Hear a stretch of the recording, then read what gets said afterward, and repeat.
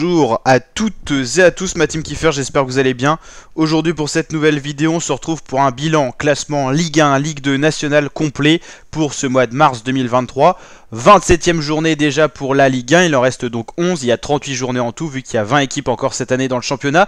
L'année prochaine, il n'y en aura plus que 18 en Ligue 1 et en Ligue 2, donc 2 équipes de moins, donc ça fera 17 fois 2 matchs, c'est-à-dire 35 à la plage de 38 matchs. Donc en gros, on perdra normalement 4 rencontres. Donc j'ai du mal à calculer, non c'était ok. 18 et 18, 17 et 17, ça fait 34, c'est pour ça. Ok, et il y en a 38 cette année. Donc on va revenir à nos moutons, c'est-à-dire le classement Ligue 1. Le Paris Saint-Germain premier avec 66 points, 21 matchs gagnés, c'est du propre, hein. 3 nuls, 3 perdus, 68 buts marqués, c'est la meilleure attaque du championnat, 26 buts concédés, ce n'est pas la meilleure défense du championnat, c'est Lens qui est très capé là-dessus avec 21 buts concédés, 66 points au total, ils ont 10 points d'avance sur le deuxième, sur les Dauphins, les Marseillais qui ont une très belle équipe, hein, le mercato d'hiver a fait du bien, ils restent sur des bons résultats. 56 points, ils ont quand même buté face à Strasbourg alors qu'ils menaient 2-0, ils se sont fait remonter en 2 minutes, c'était impressionnant par le même buteur en plus du côté strasbourgeois. Dommage parce que ils avaient pris l'option de la victoire et 3 points ça leur aurait pas fait de mal, ils se seraient mis à l'abri de Lens et un peu plus de Monaco, ils auraient eu 58 points donc 4 points d'avance sur Lens, c'est plus qu'une victoire et qu'un match nul en plus, donc c'était plutôt pas mal. Bah là au final ils sont toujours à la portée du RC Lens qui fait une très belle saison, hein. Lens c'est une équipe qui a souvent été en Ligue 2 et tout ça, là ils côtoient les plus grands. Ils ont vraiment une équipe, un public de fous, ils méritent leur place. 54 points, bah comme on l'a dit, la deuxième place est encore à portée. Meilleure défense du championnat, c'est ce qui leur permet certainement aussi d'être aussi haut dans le classement. 44 buts marqués, l'attaque est plus timide, mais sachant qu'ils ont une bonne défense, il suffit d'en marquer un but pour aller chercher la victoire. Donc voilà, 15 victoires, 9 nuls, 3 défaites. 3 défaites, c'est autant de défaites que Paris, c'est rien carrément sur 27 rencontres, donc c'est impressionnant.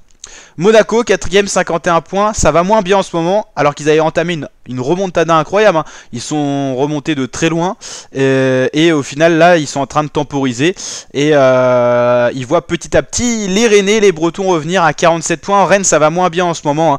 Ils ont perdu leur buteur favori, Martin Terrier, c'est ce qui peut expliquer aussi cette déconvenue, beaucoup moins de buts marqués, hein. Ils ont une attaque pas très prolifique, et la défense en ce moment n'est pas si solide que ça, ce qui explique aussi cette 5ème position de Rennes.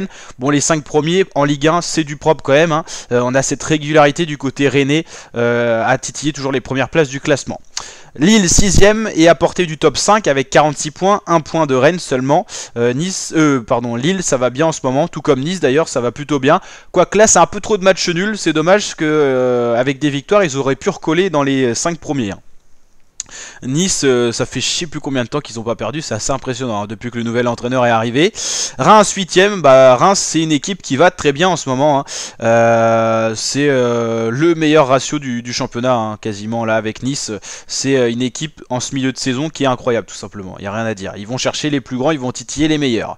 Lorient c'était plutôt bien en début de saison, ça se tasse petit à petit, ça redevient un peu mieux, mais ils ont une mauvaise série. Ils étaient dans le top 5, hein, ils sont arrivés 9ème. Donc là, on peut dire que Lorient est quand même une mauvaise tendance, une équipe qui a surpris, petit collectif et qui était capable de jouer des gros clubs et de pas beaucoup perdre. Là, c'est vrai qu'ils ont quand même beaucoup perdu ces derniers temps, hein. C'est assez impressionnant. Ouais, Lorient un peu plus en difficulté, 43 points, mais c'est très serré, hein. Nice, Reims, Lorient se tiennent à 43 points.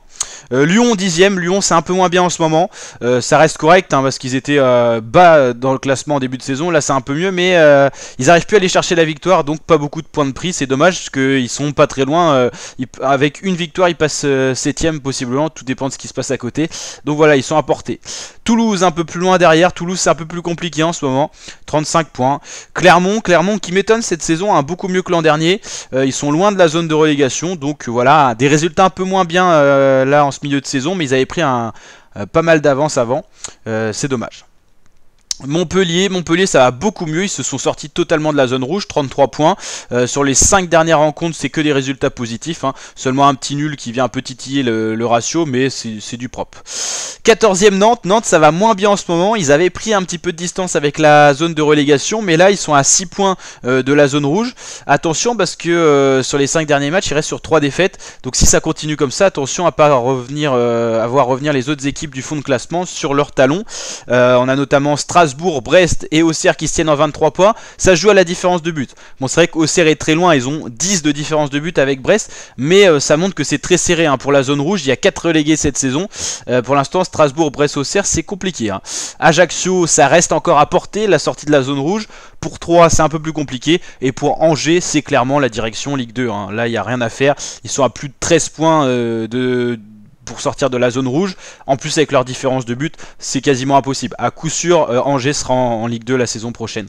Une saison très compliquée pour les Angevins.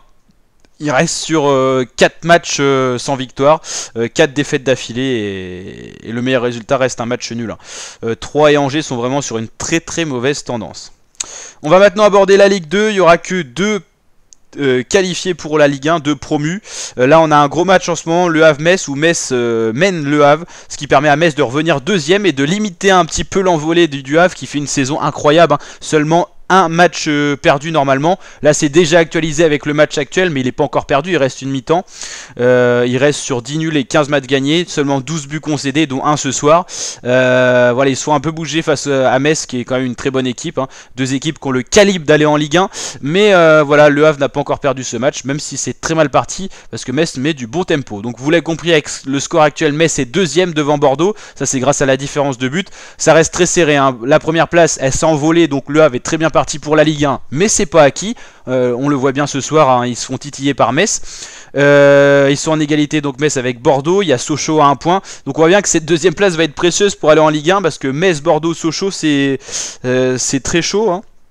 Et puis un peu plus loin, des équipes peuvent espérer encore la Ligue 1. Bastia, Grenoble, Caen sont un petit peu intercalés. Bon, Caen a perdu face à Rodez, c'est la catastrophe, hein. Sinon ils auraient été à 43 points, ils auraient été encore un peu mieux. Là ils ont dégringolé à la 7ème place, à 7 points de la place en Ligue 1. C'est plus compliqué, mais tout reste possible. On l'a dit, il reste 11 rencontres, donc potentiellement 33 points. On se rend bien compte qu'il y a encore un potentiel de points assez important, des matchs importants. Il y aura Le Havre à jouer du côté de Caen, il y aura Bordeaux.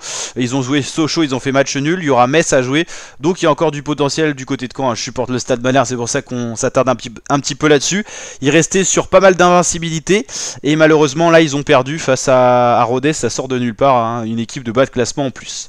Quevilly, 39 points, bon là voilà, déjà que quand on dit c'est chaud, même Grenoble c'est chaud pour la Ligue 1, ou même la deuxième position, surtout au niveau de jeu, hein. Ils n'ont pas forcément le niveau de jeu pour aller en Ligue 1, pour le moment on sait jamais, mais Quevilly c'est compliqué, ils sont un peu plus loin derrière.